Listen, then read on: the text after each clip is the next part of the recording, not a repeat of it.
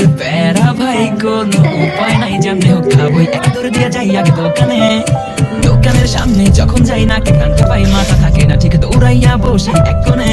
Menu দেখা confuse হইয়া যাই, কাচ্চি নেমু নাকি কাশি ভাই, ডিসাইড করতেই লাইগা যায় 20 মিনিট। ভাই হাই খামু কোনটা, নেমু কাচ্চি নাকি কাশি